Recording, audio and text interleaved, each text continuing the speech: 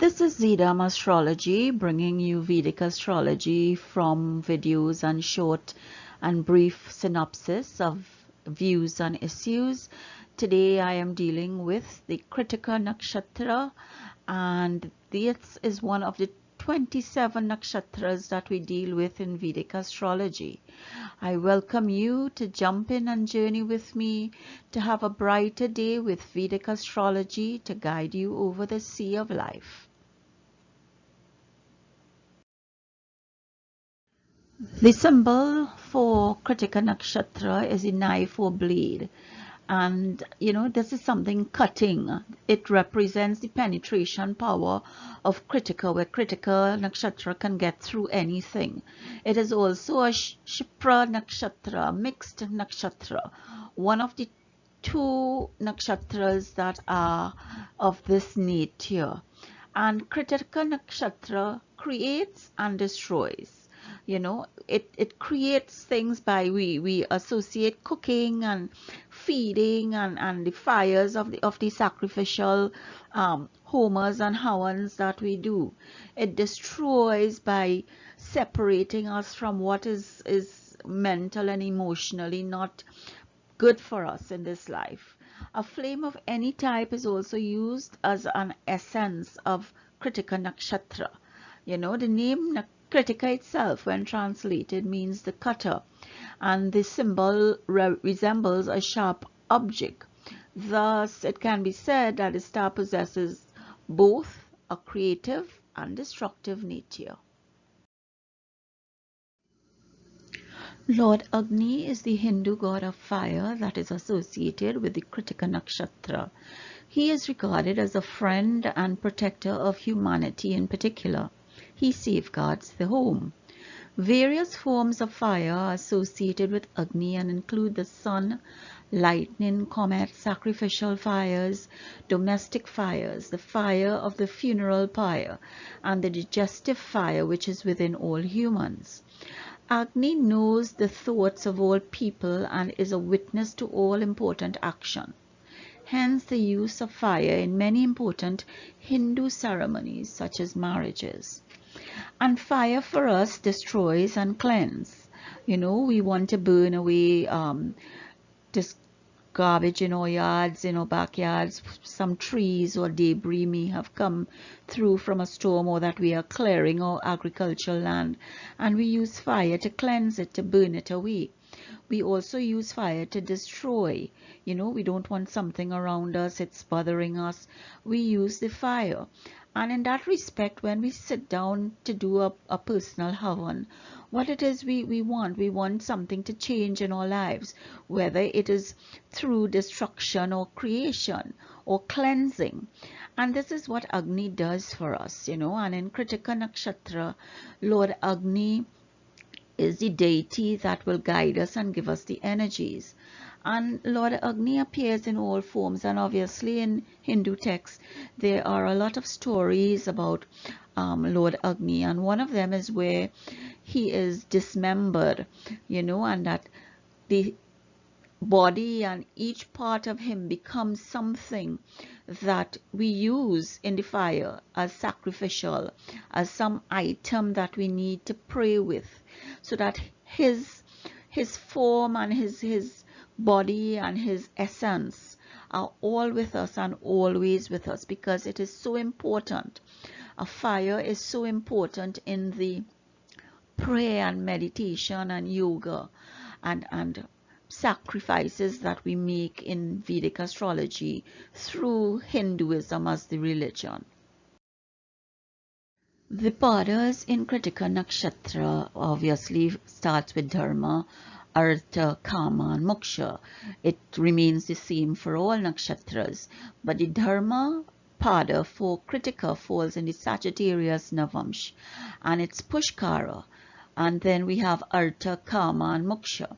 And the simple thing about this nakshatra is that we have Jupiter and Saturn operating here, because Jupiter is the ruler of Sagittarius and Pisces, and Saturn is the ruler of Capricorn and Aquarius. So we have the wisdom and the intelligence and the teaching coming to us. And then we have the Lord of Karma, the judge, that who looks at our deeds and our actions from past, present, that will affect our future. And he also makes us pay or rewards us for actions in this life. If there's plenty or a magnitude of karma that we have built up that we can spend in this life, then Saturn is the guy or the planet and graha that gives us that reward or payment for our karma. So that the padas in Krittika Nakshatra will guide us, will teach us, and will give us discipline and productivity. Krittika Nakshatra straddles two zodiac signs, Aries and Taurus. And it is a battle or a tug of war between being initiating, adventurous, headstrong, fearless, bold, to being grounded, stubborn, slow, persistent, enduring. And the padas which we just went through, the first pada falls in Aries and the next three padas falls in Taurus, so that we have that difference in behavior and character when someone is born in the first pada as opposed to someone born in the second, third, or fourth pada. And fiery Aries belongs to the tarot cards Emperor and King of Wands. And Emperor and King of Wands, you deal with action, Emperor is Lord of all he surveys, and he will do things for his country, for his own personal gain and wealth, or for all the people. The King of Wands, you think about action, fire, but stubborn Taurus is ruled by the fifth card of the major arcana, which is the Hierophant and the King of Pentacles. And the Hierophant is all about learning, about guidance. The King of Pentacles is about your resources and how you collect and distribute your resources. So we have that kind of opposition again between the first pada and the next three padas. Emperor is the fourth card of the major arcana, and it signifies great authority, leadership, and knowledge with stability and order. It also represents self-discipline and practical common sense. So that will be opposing the initiating, adventurous, headstrong, and fearless behavior of the Aries native. The King of Pentacles represents responsible, hardworking, independent nature, and it's a cautious nature. So you have the counseling on one side and the boldness on the other side. And if your lagna resides in Aries, the 11th lord is Badak. That will be Saturn in Aquarius. And if the lagna resides in Taurus, the 9th lord is Badak, which is again Saturn. They create obstacles here. So we learn about these things to understand why people are different, even if they are born in the same nakshatra, or whether they are born in Aries or Taurus in Krittika Nakshatra. Just a further word on the Badak Saturn for the 9th house when you are in Taurus. I just have a little query. I'm doing a little more research on that because Saturn is the Yoga Karaka planet for Taurus natives. So, just keep that in the back of your mind because I will come with another video on that. And we are dealing with the Sun characteristics in Aries and Taurus because Sun is the ruler of the Krittika Nakshatra. And the Sun in Aries gives a nature that is young, enthusiastic, and impulsive. This is the first of the signs and as such represents birth and new beginnings. With the Sun in Taurus, the planet lies in the first of the earth signs. The energy of the person is directed towards earthly matters and manifestation in the material world. Taurians are likely to be drawn to possessions and money and the finer pleasures of life. Aries is the sign of the warrior and they make great soldiers and sportsmen. With your Sun in Aries, you are likely to be blessed with energy. With your sun in Taurus, there is a desire to acquire or create all that is of beauty and comfort. You are willing to listen to others, take cues, and then reflect and rebuild upon that information. Wherever the sun is located in a chart is where the affairs are being illuminated, so the individual will see the need to fulfill his or her potential in the affairs of that house or bhava. The sun's basic function is to illuminate, elevate, reshape, and integrate all past experience with its new quality. The Krittika Nakshatra is called a star of fire, and we have Mars and Venus being the grahas that are giving us energies here, because Mars is the owner of Aries and Venus is the owner of Taurus. So that in all that we've gone through before, Mars and Venus also have their parts to play in how we behave and how we think and why we can be different, even if we are born in the same nakshatra in Krittika. And again, these are the themes that we look at when we try to analyze your chart and understand what are the messages that the Lord wants us to tell you through your Vedic astrology birth chart, where your Janam moon is.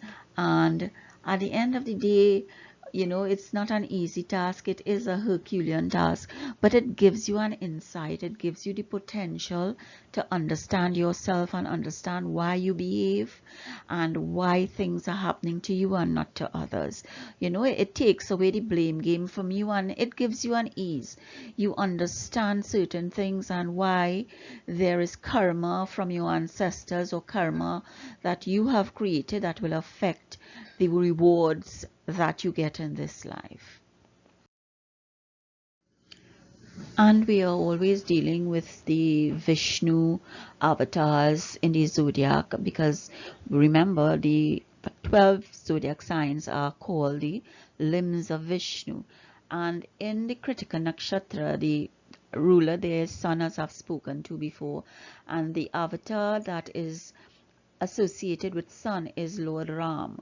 And nobody, whether you are Hindu or otherwise, would not know the story of Ram and Sita and Ravana and what it brings about, and how dharma, or the duty of Ram, was always fulfilled by his servitude to us and to himself and his family and all those around us, and especially to his wife Sita. So that when we look at this and we look at his stories, we also understand that when he came out of the forest from Ayodhya, the Hindu festival of Diwali was celebrated because they were celebrating his victory over Lord Ravan. So let us understand that dharma, responsibility, and union, the purity of union, are some of the manifestations and some of the interests that we need to look at when we are dealing with the Krittika Nakshatra based on the avatar for Sun in this nakshatra. With Bhagwan's blessings, I have brought to you this brief synopsis of the Krittika Nakshatra in my ongoing videos, where I will be looking at all 27 nakshatras in Vedic astrology. I thank you for joining me. I thank you for listening. I ask that you sign up, share, and subscribe so that my videos can reach further and help and develop others like myself and you. Thank you for joining. Thank you for subscribing. And I'll see you next time. Have a good day. Bye.